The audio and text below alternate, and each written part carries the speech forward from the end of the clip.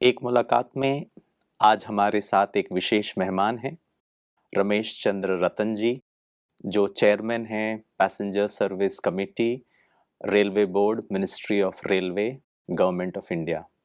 भाई साहब, आपका बहुत-बहुत स्वागत है। धन्यवाद। जी। रमेश जी, आपके जीवन कहते हैं जीवन एक यात्रा है और इस जीवन काल में आपने जो-जो हासिल किए हैं और इस मुकाम में आप पहुँचे हैं, हम चाहेंगे कि हमारे श्रोतागणों को ब्रीफ में आपकी इस जीवन यात्रा के बारे में हम सबको रूबरू कराएँ। मैं उत्तर प्रदेश हाथरस, जिसे काका हाथरसी बोलते हैं, किसान परिवार में सबसे पूरे बड़े परिवार में आखिरी संतान के रूप में मेरा जन्म हुआ था जी, और जन्म होते ही कक्षा 2 का स्टूडेंट था। मेरे पिता, बड़े भाई 27 वर्ष बड़े थे, काफ़ी उम्र का फ़र्क था और प्रारंभिक उसमें सिटी में ही ज़मीन है, कृषि भूमि है, तो मुकदमा चला और अन्याय की पराकाष्ठा को देख कर के कक्षा 2 का जब स्टूडेंट था, तो घर वाले मुझे कोर्ट, तहसील कचहरी ले जाया करते थे और पहले ये टेप रिकॉर्ड और ये सब रिकॉर्डिंग वाला सिस्टम नहीं था। जी, तो अपोजिट पार्टी अ, तथाकथित फीमेल बुआ थी, वो हाथ का इशारा करके मेरे को बुलाती थी, फिर मैं उनके पास चला जाता था। तो उनकी सारी बात को सुन कर के फिर मेरे बड़े भाई, पिताजी बोलते तो और क्या कही और क्या कही। तारीख वाले दिन छुट्टी करा के ले जाते थे, लेकिन उसके बाद ये कि वो बीच में हादसा हुआ मेरे पिताजी और अधिवक्ता के बीच, और उस हादसा ने मेरे झकझोर के मेरे बड़े भाई पिता को और ये दिल दिमाग में भर लिया कि इसको वकील बनाना है। और प्रारंभिक जीवन की उस श्रृंखला को सँजो करके मैं उद्देश्यपूर्ण अधिवक्ता बना और अधिवक्ता बनने पर भी हर पल, हर क्षण घर में ये था कि कब वकील बने, कब इसकी बहस सुने, कब कोर्ट में काला कोट पहनेगा। तो उस आकांक्षा को मैंने अपने माता-पिता की आकांक्षा को पूरा किया और पूरा ही नहीं किया, जीवन में वो सारी श्रृंखला को मानवीय जीवन के मूल्यों को तय करते हुए 25% फ्री, 25% जो देगा चलेगा, 25% गार्ड का किराया ले जाओ और 25% से मुँह मांगे रेट। वकालत को भी मैंने समाज की सेवा का सर्वोत्कृष्ट माध्यम माना जी, और उसे बड़े मन से जीने का मेरा लगभग 43 साल का वकालत का जीवन रहा, जी, सामाजिक जीवन रहा। और समाज में कभी मैंने जात, धर्म, पंथ कभी भेदभाव नहीं जाना।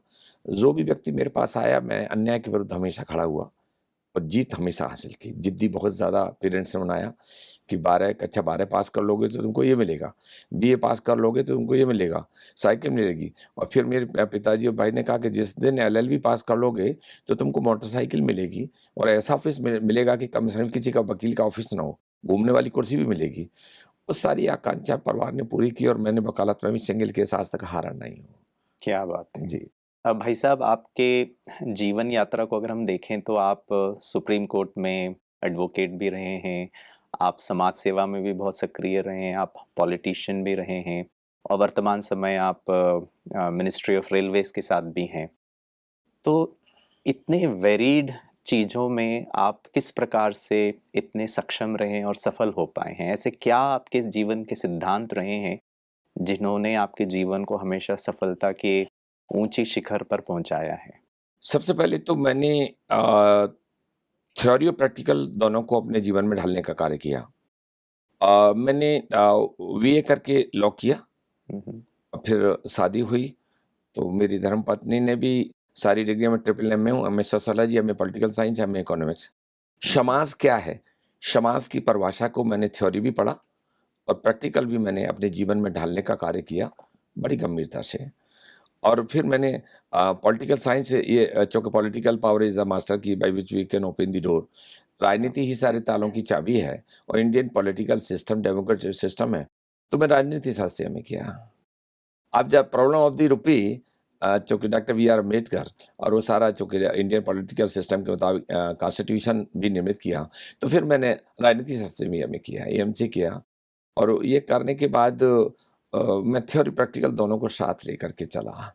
लेकिन सबसे बड़ी चीज़ ये है कि उन सारे मानवीय जीवन के मूल्यों को किताबों के दायरे से अलग हट करके व्यावहारिकता को जीवन में ढालने का भी वो मेरा परम उद्देश्य रहा है। और मेरे माता-पिता बहुत 90 में मेरी माँ खत्म हो गई, 91 में 103 वर्ष के मेरे पिताजी खत्म हुए हैं। हुँ, हुँ। और घर में आखिरी संतान था, लाड-प्यार था, बल्कि मुझे आज वो भी ध्यान आता है। मेरे घर की जो उस समय सिटी में खेती थी और घर पर गाँव के लोग आ जाते थे, मेरे पिताजी ने बहुत लोगों को पाला है। बच्चे पढ़ने के लिए आ जाते थे तो पेरेंट्स से कहते थे मेरे पिताजी से कि बौरी जी ये पढ़ाना है, मज़दूरी करनी है, लेकर के जाओ, झोंपड़ी डाल लो और गेहूँ भी उसमें से निकाल लाओ, आलू ले आओ। तो आज़ादपुर मंडी और सब्ज़ी तो मेरे पिताजी मुझे पैसा रखने के लिए ले जाते थे। ईमानदारी की पराकाष्ठा मुझ में रही और कूट-कूट के रही तो वो सुबह पिताजी कहते थे, "वो दूध और वो खा कर के आया?" मैंने कहा, "नहीं आया।" "बहुत बड़ी नाक है ना, पैसा नहीं निकाल के दिया ना, ला चल मैं निकाल के देता हूँ।" तो फिर वो पैसे देते थे, "जा, खा कर के आ।" तो ईमानदारी, निष्ठा, कर्मठता को मैंने पूरा जीवन में बड़ी तरीके से ढालने का कार्य किया। बहुत खूब। रमेश चंद्र जी, आज आप यहाँ पर ट्रांसपोर्ट एंड ट्रैवल विंग के हमारा नेशनल जो स्पीड, सेफ्टी एंड स्पिरिचुअलिटी के नेशनल डायलॉग में आप आए हैं। किस प्रकार जो आप समाज की बात कर रहे थे, पॉलिटिक्स की बात कर रहे थे, इसमें आध्यात्म का आपके अनुसार क्या रोल है या इसकी कितनी इम्पोर्टेंस है, वो हम जानना चाहेंगे आपसे? सर्वप्रथम मैं परमश्रद्धेय दादा श्री श्रीमान लेखराज जी के चरणों में अपना पुष्प अर्पित करते हुए जी। ऐसा मानवीय जीवन के मूल्यों का इतना बड़ा वट वृक्ष बनाना और उसको मानवीय जीवन में किस तरीके से ढालने का कार्य किया है, मैं बहुत अहोभाग्य मानता हूँ अपना कि ऐसे स्थल पर बैठा हूँ जहाँ जीवन की पराकाष्ठा को अपने तरीके से लोग सोचते हैं। अविभाजित भारत सोचा भी नहीं था कि भारत के भी टुकड़े होंगे। मानव जीवन की श्रृंखला से टूट करके अलग जाएगा। उन महान व्यक्तित्व कृतित्व की मनोभावना और कामना को मैंने देख कर के पाया है, देखा है कि लगभग जो है 140 देशों में कैसे मानवीय जीवन के विचलन को एकाग्रता के रूप में बांधने का कार्य ऐसे महान व्यक्तित्व ने किया। और आज मैं इस जगह बैठ कर के बहनों का भी, भाइयों का भी और आप सबका दिल की गहराई से अभिवादन करता हूँ और नतमस्तक होकर के उन महान मूर्ति को कि ये देश में विडंबनाएँ, संस्थाएँ बनती हैं, संगठन बनते हैं, धार्मिक भी प्लेटफ़ॉर्म बनते हैं, लेकिन अपने-अपने मूल्यों का अपना-अपना तरीका अपनाते हैं। कोई किसी रोज़ी-रोटी का साधन बनाता है, कोई धन अर्जित करने का बनाता है, जी। लेकिन यहाँ जो देखा है यहाँ मन अर्जित करने का भाव बना है। मन भी ऐसा हो कि मन के विचलन को दूर करने का कोई मापदंड स्वधर्म की कल्पना से संजोए करेक्ट। और एक ऐसा नाम स्वयं में दे दे, ओम शांति। लोग कई बार सुनते हैं, प्रोग्रामों में देखते हैं, शांति का दान दीजिएगा, शांति का दान दीजिएगा। लेकिन परमपिता परमेश्वर ने शांति का दान कहने के लिए नहीं, अपने मन के विकारों को दूर करने के लिए दिया। और मैं लगभग 95-96 से एक बहन ब्रह्म कुमारी बहन थी, तो वो मेरे मैं जब जनता दल में राष्ट्रीय महामंत्री था, तो वो बहन बहुत मेरे से बहुत ही स्नेह करती थी। तो नीना नाम था, तो कहने लगी कि भाई जी हमारी सर जी बोलते थे, चूँकि वो एक रेस्पेक्ट पोस्ट थी, तो कि एक दिन सब पूरे परिवार को हम लोग हरिनगर दिल्ली जगह है जी। कि वहाँ सबको भोजन कराने की इच्छा है। तो हमने कहा चलो आते हैं। अब मैं चूँकि मेरा नेचर है न्याय चला निर्धन से मिलने। मानवीय जीवन का इतना स्वरूप बदल गया राजनीति के रूप में, प्रशासनिक रूप में तरह-तरह की जो है दूरी बना लेते हैं। जी। मैं अपने स्टाफ को, मैं सबॉर्डिनेट्स को, मैं कर्मचारी को, इवन मैं कभी गाड़ी में चलता हूँ तो ड्राइवर से भी पूछता हूँ, घर का कैसे क्या चल रहा है? कई बार घर वाले बच्चे लोग कहते हैं, क्या डैडी हो गया आपको? लोगों से भी जो है तो मैं क्या फ़र्क है? बस इतना फ़र्क है वो ड्राइविंग कर रहा है ना। शरीर का ढाँचा सब कुछ नाक वो सब फ़र्क रंग का हो सकता है। क्यों बोलते हो? मैंने कहा मैं नहीं बोल छोड़ूँगा ये करूँगा। तो इसलिए सबसे पहले मन के विकारों को अगर हम और जी। ये जो मातृशक्ति जी। इस संस्था ने ब्रह्मा कुमारी प्रजापिता ब्रह्मा कुमारी ईश्वरी विश्वविद्यालय ने ये जो एक विश्व का एक नया रूप दिया है। भारत माँ की जय। सनातन धर्म में जिस पार्टी का भी मैं एक अदनासा सिपाही हूँ, भारत माता की जय के नाम से गूंजते हैं, वंदे मातरम के नारे से गूंजते हैं। लेकिन यहाँ नारी शक्ति को, नारी स्वरूप को सबसे पहले जो अग्रणी बना करके उनके मनोभाव को जी, घरों से निकाल करके जो एक नया भाव पैदा किया। मैं देखता हूँ इन बहनों को कि वॉलंटरीली अगर खाना बना रही हैं सेवा भाव से, तो उनके चेहरे पर सिकन नहीं देखता हूँ, करेक्ट। मुस्कुराहट देखता हूँ। अब जिनके खुद के शीशे के महल होते हैं, दूसरों के पत्थर मारा करते हैं। जी, लेकिन यहाँ तो सब बहनों का शीशे के महल नहीं है, स्टील है, स्टेनलेस महल है। शांति का स्वरूप अपने मन में संजोई है। अब जब इनके चेहरे पर, इनकी मुस्कान पर, इनकी ललाट पर शांति का बाबा श्री ने दान दे रखा है, तो क्यों नहीं प्रफुल्लित होगा? भाई साहब आपकी एक बात मुझे बहुत अच्छी लगी, लोग धन अर्जित करते हैं, आपने एक बहुत अच्छी बात कही, यहाँ मन अर्जित करने की ये कार्य यहाँ पे चल रहा है। ये माउंट आबू में आप पहले भी आ चुके हैं, हमारे इंटरनेशनल हेडक्वार्टर्स में। मैं चाहूँगा कि आपके यहाँ के कुछ अनुभव, आपने यहाँ पर क्या, यहाँ का परिवेश में, यहाँ के कारोबार में क्या देखा, मैं चाहूँगा कि आप हमारे श्रोतागणों के साथ साझा करें। मैं दिल्ली के सभी जितने भी वहाँ अपने संस्थाएँ हैं, शाखाएँ हैं, जी, किसी न किसी माध्यम से कभी जन्मदिन के रूप में, किसी न किसी कार्य रूप में बुलाते हैं। जी, मैं परिवार सहित जाता हूँ, मानेसर भी जाता हूँ। और भारत के मुझे ये भी गर्व है कि यशस्वी प्रधानमंत्री माननीय मोदी जी ने भाजपा शीर्ष नेतृत्व में मुझे चेयरमैन पीएससी रेल बोर्ड बनाया। मैं पूरा किसी भी राज्य में जाता हूँ, तो तलाशता हूँ कि यहाँ बहनों का संस्था शाखा होगी, लेकिन पता चलते ही मुझे भी एकाग्रता, मतलब एक शांति का एक प्रतीक अपने मन में ऊर्जा मिलती है। जी, और मैं घरवाली भी कहती हैं, बच्चे लोग भी कहते हैं, पता नहीं किस माटी के बने हो। मेरी टीम भी कहती है सारी नौजवान, पता नहीं हमारे चेयरमैन क्या खाते हैं, कौन सी माटी से बने हैं।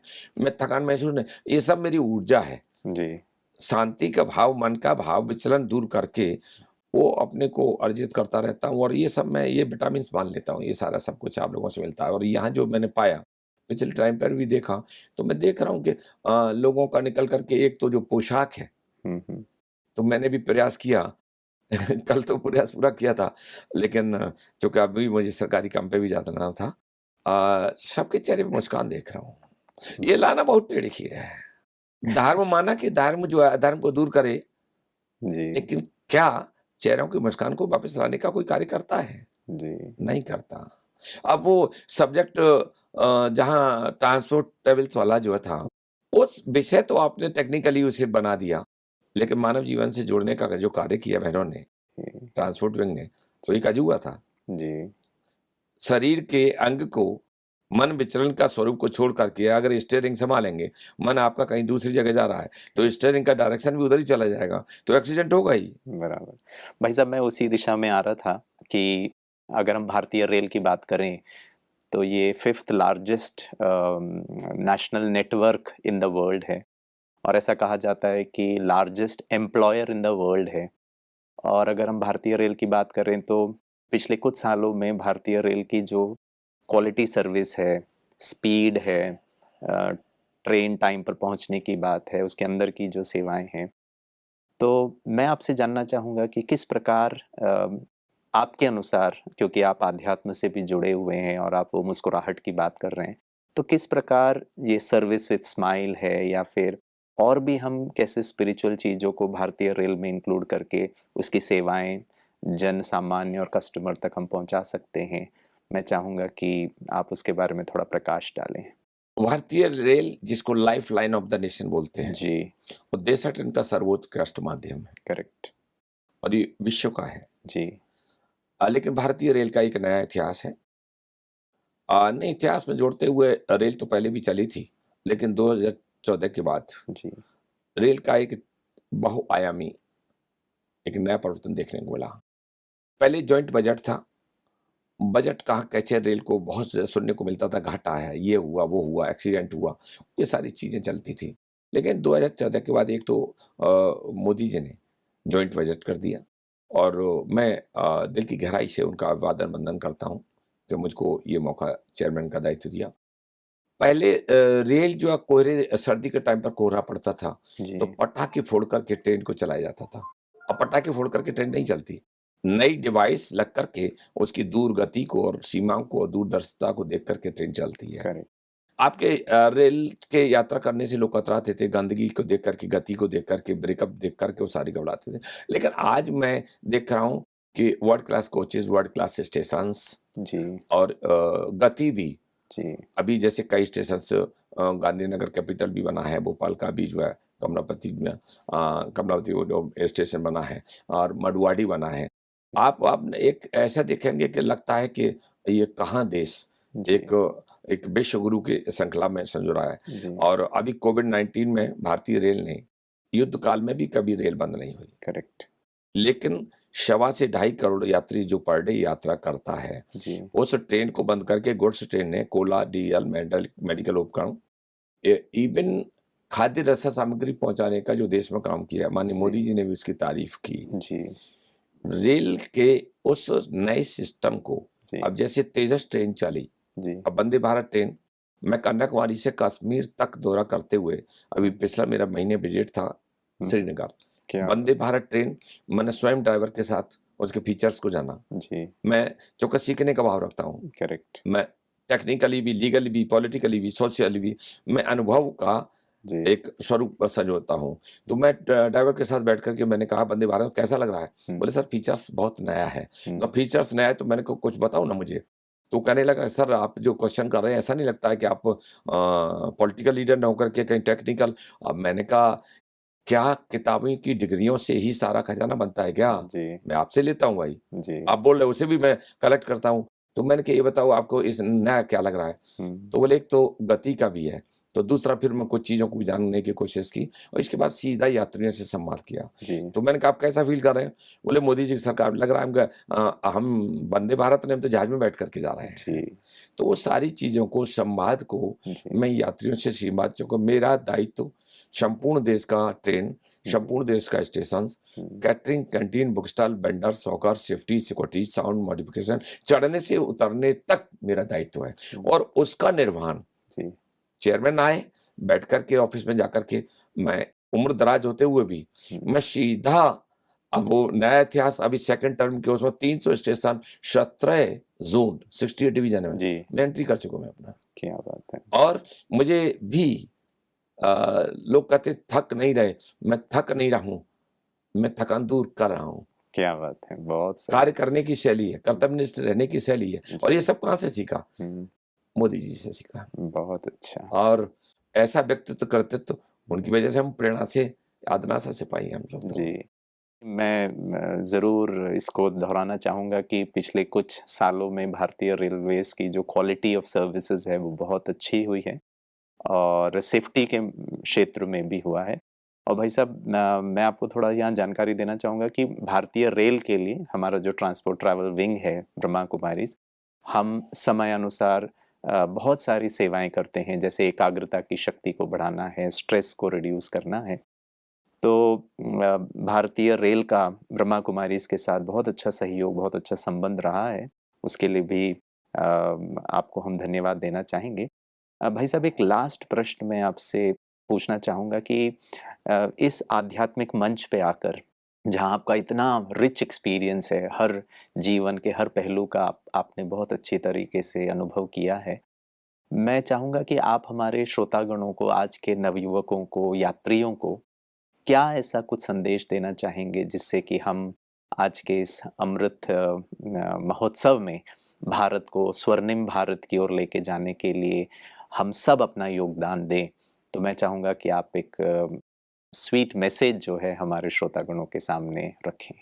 दिल्ली के देश के लाल किले की चीर से यशस्वी प्रधानमंत्री माननीय मोदी जी ने स्वच्छ भारत अभियान का एक नया स्वरूप दिया था जी, और स्वच्छ भारत की उस परिकल्पना को देखने के लिए झाड़ू स्वयं में हाथ में ले ली थी। झाड़ू किसी जाति का प्रतीक बना हुआ था। उनके जो है एक नहीं सोचने के अलग दायरे होते हैं। एक मानव जीवन की स्वच्छता का जीवन था ही था। गांधी जी का सपना था, वो अधूरा रह गया था। एक तो उसको पूरा करना था। एक जो भ्रम पैदा है कि कर्म से जो जाति बनती है, ये एक बड़ा स्वरूप ये भिन्न तरह का लगा रखा है। तो आज देखा कि अधिवक्ता हो, नेता हो, आईएएस हो, आईपीएस हो, फ़िल्मी स्टार हो, सबके हाथ में झाड़ू लग गई है। मानव जीवन को स्वच्छ रखना, जिस तरीके से हम नहाना-धोना, कपड़े पहनना बढ़िया तरीके से, मैं आपके माध्यम से देशवासियों को भी अपील करना चाहूँगा क्या हम मानवीय जीवन के मूल्यों को तय करने के लिए क्या हम अपनी परिधि में ही सिमट करके रहेंगे? क्या हम अपने घर, परिवार की दुकान और कार्यालय को ही सिमट करके सोच करके रहेंगे? क्या हम भारतीय रेल की उस प्लेटफ़ॉर्म को क्या रेल के कोच में थूकना, स्वच्छ रखना, अपना उससे बंद करके स्वच्छ भारत की दृष्टि को हम संजोएँगे नहीं? भारतीय रेल भी आपकी है, राष्ट्रीय प्रमुख जिस तरीके से घर, कार्यालय को स्वच्छ रखते हैं, ये हम सब लोगों का दायित्व है कि भारतीय रेल को भी चाहे प्लेटफ़ॉर्म पे जाएँ, चाहे कोच में जाएँ, स्वच्छ रखना अति आवश्यक है। दूसरा आपके माध्यम से ये भी कहना चाहूँगा कि मोदी जी एक नए स्वरूप में, एक स्वर्णिम भारत के रूप में, श्रेष्ठ भारत के रूप में, शक्तिशाली भारत के रूप में, जिस तरीके से प्रजापिता ब्रह्मा कुमारी से आप लोगों की तरफ से स्वस्थ भारत अभियान में, आज़ादी के अमृत महोत्सव में, जी। मैं अभी वहाँ भी गया दांडी यात्रा हुँ, और दांडी यात्रा में पता चला कि परमपिता परमेश्वर का भी उसी पीरियड से एक नया अलग जगह और वही पीरियड था और वही अमृत महोत्सव का, तो एक अजीब विडंबना देखी। आज सबसे बड़ी चीज़ ये है कि युवाओं को भी ये सोचना चाहिए, भारत किसी एक का नहीं है। प्रधानमंत्री जी उसके विश्व प्रतीक बने हैं, भारत की पहचान अन्य देशों में जाकर के एक एक दूसरे रूप में देखी जाती थी। भारत की पहचान सिमट करके रह गई थी। एक संकीर्णता के दायरे में दूसरे देशों में चली गई थी। लेकिन आज विश्व गुरु स्वर्णिम श्रेष्ठ शक्तिशाली देश बनने की श्रृंखला में आया है। क्या हम लोगों की ड्यूटी नहीं है, हम लोगों का दायित्व तो नहीं है राजनीति, धर्म और पंथ और ये सब चीज़ को छोड़ करके, जात और ये सब सीमा को छोड़ करके शक्तिशाली देश बने, जी, स्वर्णिम देश बने? लेकिन बनेगा जब ना मानवीय जीवन के मूल्यों को आपस में तय कर लें, जी, हम विषमताओं को दूर कर लें और जहाँ तक ट्रांसपोर्टेबल अब तक मन के विकारों को जी, अगर हम अपने में से दूर करके जी, उस वट वृक्ष रूपी परमपिता परमेश्वर को स्वरूप संजो करके इस नए स्थल को देख करके जी, मनमोहिनी जो भवन सदन था, शब्दावली भी आप ऐसी लाते हैं कि जो मन को भाए। जी। आपका बहुत-बहुत दिल से धन्यवाद। आप ऐसे ही बार-बार परमात्मा के सुंदर से घर में आते रहें। साथ में मिलकर हम एक स्वर्णिम दुनिया का ये श्रेष्ठ कार्य मिल कर के करते रहें। इन शुभ आशाओं के साथ बहुत-बहुत आपका धन्यवाद।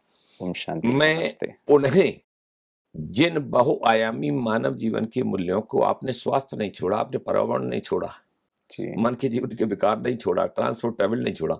मेरे ख्याल से मुझे लगता है कि इस प्लेटफ़ॉर्म में जी, ब्रह्मा कुमारी प्रजापति ईश्वरी विश्वविद्यालय में वो सारी चीज़ मन के जीवन की जो श्रृंखला होती है सबको संजोया है। मैं दिल की गहराई से अभिवादन करता हूँ, वंदन करता हूँ और उस नारी मातृ शक्ति का भी मैं बहुत-बहुत अभिनंदन करता हूँ। पुनः परमपिता परमेश्वर के चरणों में नमन करता हूँ। धन्यवाद। ओम शांति। ओम शांति। तो दोस्तों, कितने सुंदर श्रेष्ठ विचार थे। स्वर्णिम भारत के लिए कितने श्रेष्ठ भाई साहब ने हमें कहा। विशेष 2-3 बातें जो हम सबको अपने दिलो-दिमाग में, अपने ज़हन में उतारना है वो ये है कि धनार्जन तो सब मनुष्य करता है, लेकिन मन अर्जन करना, मैं आराम नहीं करता लेकिन दूसरों को आराम देता हूँ। और स्वच्छ और स्वस्थ भारत की प्रेरणाएँ लेकर के हम सब आज से ये भारत का स्वर्णिम भारत का सपने को लेकर के हम यहाँ से आगे बढ़ते जाएँगे। एक मुलाकात के इस कार्यक्रम में आप सबका बहुत-बहुत धन्यवाद। Thank you. ओम शांति।